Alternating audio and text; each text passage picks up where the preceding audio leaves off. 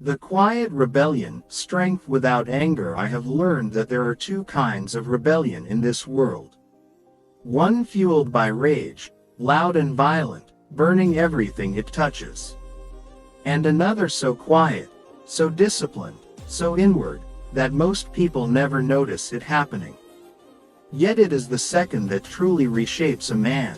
My rebellion began not with fire, but with silence.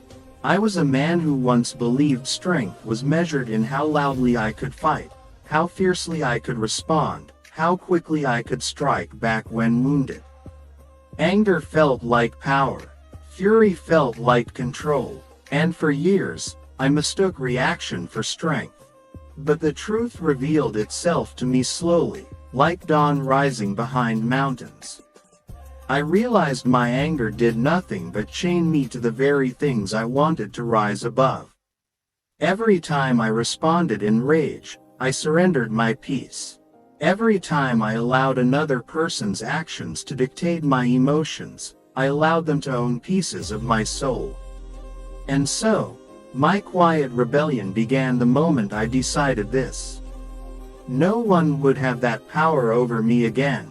Not through violence, not through hatred, not through bitterness, not through the smallness of an ungoverned mind.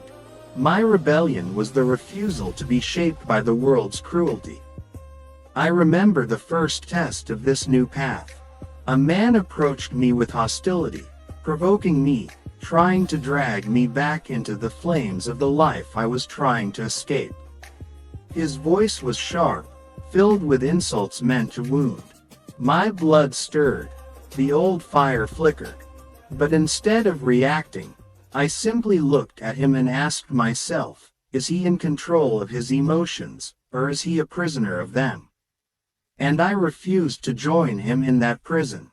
He shouted louder, but I remained still. He demanded a reaction, but I offered none, not out of fear, not out of weakness, but out of mastery. In that moment, I understood something profound. He was at war with himself, not with me. And nothing I could say, nothing I could do, would wound him more deeply than the realization that I would not descend to his level. This is the quiet rebellion. The rebellion against the world's expectation that you must match its chaos. The rebellion against the belief that strength requires rage. The rebellion against your own impulses that seek to enslave you. I learned that true strength is not proven by how hard you can strike, but how little you need to. You become powerful the moment you no longer need to shout to be heard, fight to be respected, or react to be in control.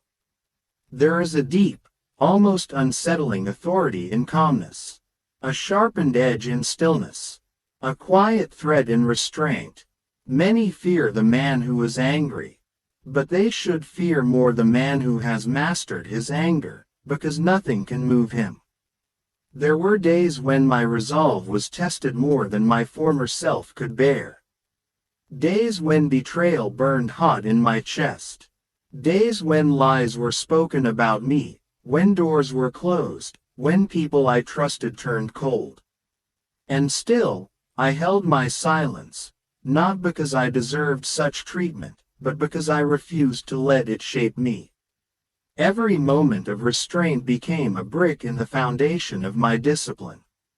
Every act of calm became a victory over the weaker version of myself. And every battle I won within made the battles outside irrelevant. Do not misunderstand. Silence is not surrender. Calmness is not submission. And choosing not to react is not weakness.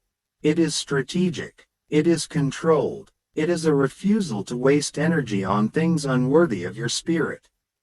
The strongest man is not the one who wins arguments or dominates others. The strongest man is the one who remains the same man no matter what the world does to him. There is a moment in every person's life when they must decide who they want to be. Not the person others pressure them to be. Not the person their anger is begging them to be. But the person their highest self is calling them to become. For me, That calling was simple. I wanted to be unshakable. I wanted to walk through life with a calm that couldn't be disturbed, a presence that couldn't be manipulated, and a spirit that could not be bent by negativity. And that required the hardest discipline of all, governing myself. You may win 1,000 fights against others. But until you win the fight against yourself, victory will always taste hollow. So I built a new strength, one that anger could not touch. I learned to breathe before reacting, to think before speaking, to pause before deciding, to choose reason over emotion. And slowly, the world lost its grip on me.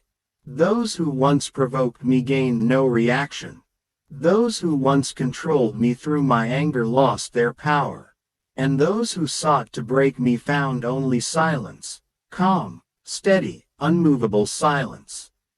I became the man I once feared, the man who cannot be pushed into anger, the man who cannot be manipulated into reaction, the man who does not meet chaos with chaos, but with stillness. And there is a rebellion in that stillness. A rebellion against everything that seeks to control you through your own unmastered emotions. Over time, my life transformed in ways I never expected. People who once believed they had power over me no longer knew how to approach me.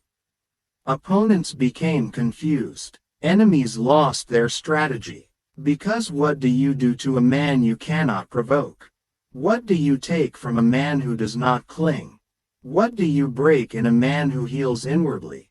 They tried to draw me back into conflict. They tried to insult me, embarrass me, undermine me. But I had outgrown them. My mind had ascended to a higher battlefield, one where victory is measured not in domination, but in self-control. And the more I chose silence, the louder my presence became. The more I chose peace, the stronger my energy grew. The more I refused to react, the more untouchable I became. This is the essence of the quiet rebellion. To live in a world that expects rage, and choose calmness. To carry the power to destroy, and choose restraint. To feel the pull of anger, and choose clarity. To face disrespect, and choose dignity. I do not walk away because I am weak. I walk away because I am too strong to be dragged back into the version of myself I left behind. And now, when I look back on the man I once was, quick to react, easily provoked, constantly burning with resentment, I feel no shame. Only gratitude, because he was the fire that forged the strength I carry now. If you wish to begin your own quiet rebellion, the path is simple but not easy. It begins with choosing yourself, not your impulse, not your ego, not your emotion, but your highest self. Choose peace even when chaos calls your name. Choose restraint even when anger begs for release. Choose silence even when your pride demands noise. Choose discipline even when your emotions demand war. And in time, you will discover a strength that feels like steel beneath the skin. A power that does not shout, but commands. A presence that does not fight, but wins. This is strength without anger. This is rebellion without violence. This is mastery without chaos. This is the quiet rebellion. And once you walk this path, you will never return to the person anger tried to make you.